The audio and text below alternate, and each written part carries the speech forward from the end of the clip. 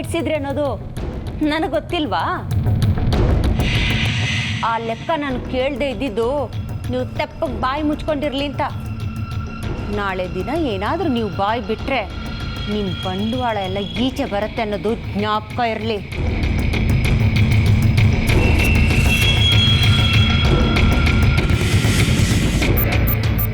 ಅದಕ್ಕೆ ಏನೋ ಬಂಡವಾಳ ಅಂತಿದ್ರಿ? ಏನು ಅಂತ ಅವರನ್ನೇ ಕೇಳು, ಹೇಳ್ತಾರೆ. ನೀನು ಯಾಕೆ ಇಷ್ಟೊತ್ತೆಲ್ಲಿದ್ದು ಬಂದೆ? ಅವಳೇನೋ ಹೊಸದಾಗಿ ಬಂಡವಾಳ ಹಾಕಿ ಬಿಸ್ನೆಸ್ ಶುರು ಮಾಡ್ತಾಳಂತೆ. ನಮ್ಗೆ ಅದೆಲ್ಲ ಯಾಕೆ ಹೇಳು? ನಡಿ ಮಲ್ಕೋ, ನಡಿ. ಈ ಚಿಕ್ಕಮ್ಮ ನಾಳೆ ಮನೆ ಲೆಕ್ಕ ಕೆದಕ್ತಾರೆ. ಮದುವೆಲಿ ಹೊಡೆದಿರೋ ದುಡ್ಡು ಹೇಳಿ ಚಿಕ್ಕಮ್ಮನ ಬಾಯಿ ಏನೋ ಮುಚ್ಚಿಸ್ಬೋದು. ಆದರೆ ಚಿಕ್ಕಮ್ಮ ಹೊಡೆದಿರೋ ದುಡ್ಡು ಎಷ್ಟು, ನಾವು ಯಾಮರ್ಸಿರೋ ದುಡ್ಡು ಎಷ್ಟು? ಆ ಮುದುಕಿ ಚಿಕ್ಕಮ್ಮನ ಕ್ಷಮಿಸಿದ್ರು ನಮ್ಮನ್ನು ಮಾತ್ರ ಖಂಡಿತ ಕ್ಷಮಿಸಲ್ಲ. ನಾನು ಹುಷಾರಾಗಿರ್ಬೇಕು.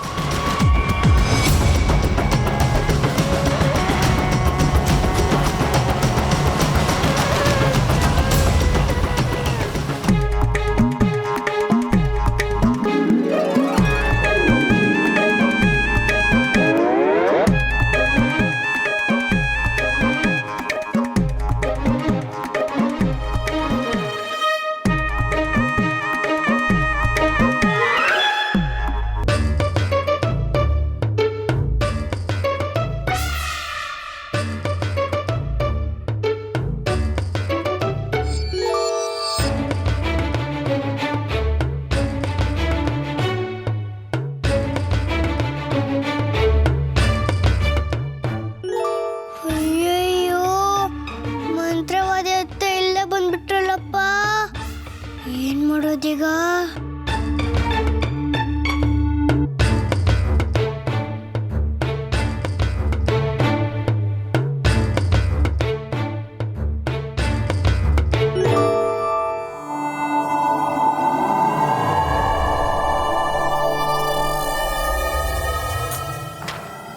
ಯಾಕೋ ತುಂಬ ಟಯರ್ಡ್ ಅನಿಸ್ತಿದ್ದೀನಿ, ನಿದ್ದೆ ಬೇರೆ ಬರ್ತಾ ಇದೆ. ಎಷ್ಟೇ ಮುಖ ತೊಳೆದು ಫ್ರೆಶ್ ಅಂತಾನೆ ಅನಿಸ್ತಿಲ್ವಲ್ಲ, ಏನು ಮಾಡಲಿ?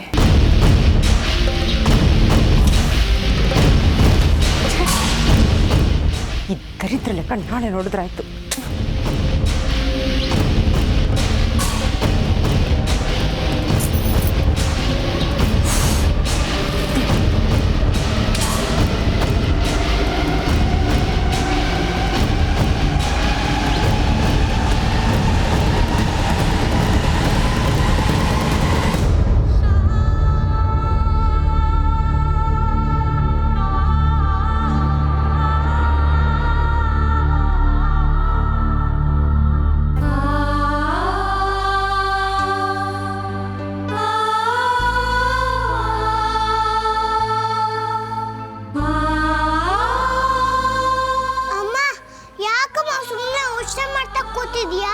ಅಲ್ಲೆಲ್ಲರೂ ಹಾಲಲ್ಲಿ ಕೂತಿದ್ದಾರೆ, ನೀನು ಬಾ ಅಮ್ಮ.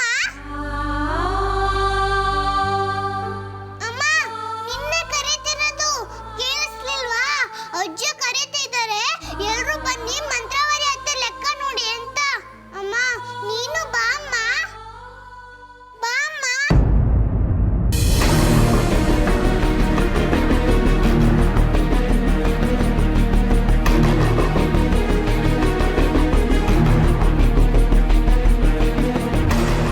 ಅಂಜಲಿ, ಅಂಜಲಿ, ನೀನ್ ಇಲ್ಲೇ ಇದೆಯಾ?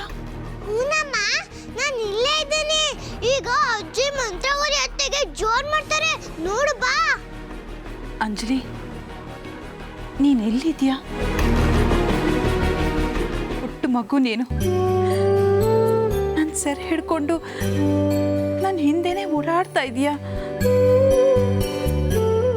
ನನ್ನ ಮಗಳೇ ವಾಪಸ್ ಬಂದಿದ್ದಾಳೇನೋ ಅಂತ ಅನ್ನಿಸ್ತಾ ಇದೆ. ಅಂಜಲಿ, ಒಂದ್ಸಲ ನನ್ನ ಅಮ್ಮ ಅಂತ ಕೂಗಮ್ಮ. ಅಯ್ಯೋ, ನಿಮ್ನ ಅಮ್ಮ ಅಮ್ಮ ಅಂತ ಕೂಗ್ಕೊಂಡು ಓಡಾಡ್ತಿರ್ತೀನಿ, ಅದು ನಿಮ್ಗೆ ಕೆಲ್ಸಲ್ಲ, ನಾನೇನ್ ಮಾಡ್ಲಿ? 你 ಅಮ್ಮನ ಕರಳಿನ ಕೂಗು ಯಾರಿಗೂ ಕೇಳಿಸಲ್ಲ ಅನ್ಸುತ್ತೆ. ಎಲ್ಲ ನನ್ನ ದುರದೃಷ್ಟ. ಹೆತ್ತ ಮಕ್ಕಳ ಕೈಯಲ್ಲೇ ಅಮ್ಮ ಅಂತ ಕರೆಸ್ಕೊಳ್ಳೋ ಅದೃಷ್ಟ ಇಲ್ದಿರೋಳು ನಾನು. ಪಾಪ, ನೀನು ಯಾರೋ ಏನೋ, ನಿನ್ನ ಕೈಯಲ್ಲೂ ಅಮ್ಮ ಅಂತ ಕರೆಸ್ಕೊಳ್ಳೋ ಹಂಬಲ ನಂದು. ಎಂಥ ಹುಚ್ಚ ಆಸೆ ನಂದು. ಅಕ್ಕ, ಏನು ಒಬ್ಬೊಬ್ಬರೇ ಮಾತಾಡ್ಕೋತಿದ್ದೀರಾ?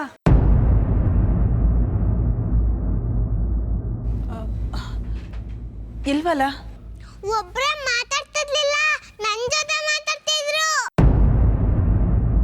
ಇಲ್ಲ ಅಕ್ಕ, ನೀವು ಮಾತಾಡಿದ್ರಿ.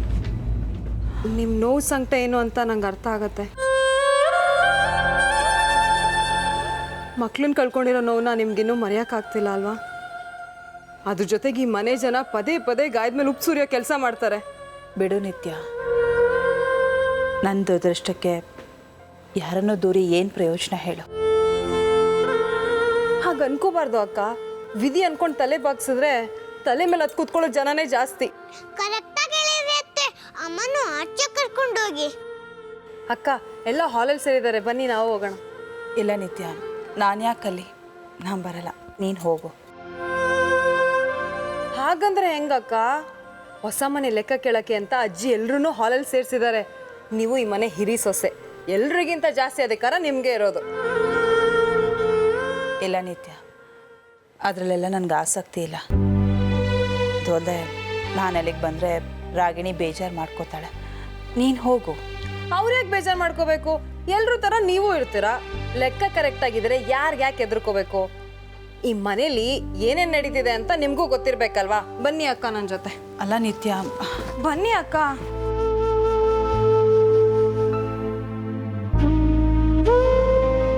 Good good.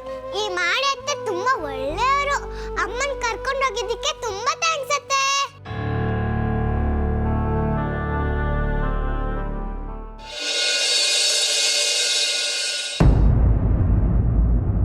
ಅಜ್ಜಿ, ಅಮ್ಮನೂ ಬರ್ತಿದ್ದಾಳೆ. ಹೌದಾ? ಬರ್ದಿದ್ರೆ ನಾನು ಬಿಡ್ಬೇಕಲ್ಲ.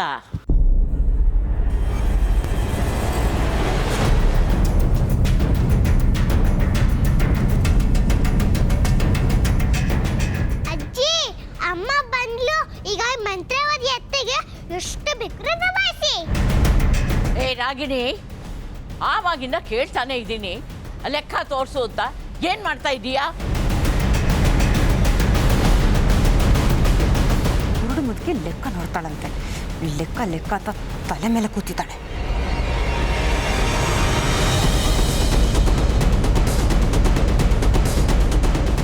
ಅಮ್ಮ, ಬಾ ಅಮ್ಮ. ನೀನ್ ಯಾಕೆ ನಿಂತಿದ್ಯಾ? ಬಾ, ನಮ್ಮ ಪಕ್ಕ ಕೂತ್ಕೋ.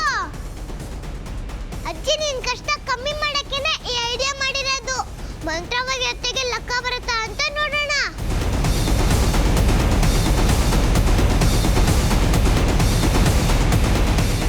ಆಹಾ, ನನ್ನ ಮೇಲೆ ಹಾರು ಬೀಳೋಕ್ಕೆ ಎಲ್ಲ ಬಕಪಕ್ಷಿಗಳಂತೆ ಕಾಯ್ತಾ ಇದ್ದಾರೆ.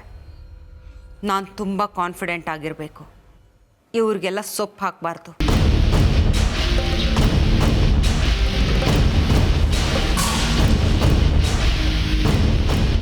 ಅಜ್ಜಿ ಅಜ್ಜಿ, ಮಂತ್ರವಾದಿ ಅತ್ತೆ ಲೆಕ್ಕದ ಬುಕ್ ತೆಗೆದ್ಲು. ನೀನು ನಂಗೆ ಲೆಕ್ಕ ಬರಲ್ಲ ಅಂತ ಅಂದಿದ್ಯಲ್ಲ, ನಾನು ರೀ ಲೆಕ್ಕ ಬರ್ದಿದ್ದೀನಿ, ಬೇಕು ನೀನೇ ನೋಡು. ಈಗೇನು ಕೊಡ್ತಿರೋ ಹೇಗೆ? ಎಷ್ಟೊತ್ತು ಕಾಯೋದು? ಅದೇನು ಲೆಕ್ಕ ನೋಡ್ತೀವಿ, ತಗೋ ನೋಡು.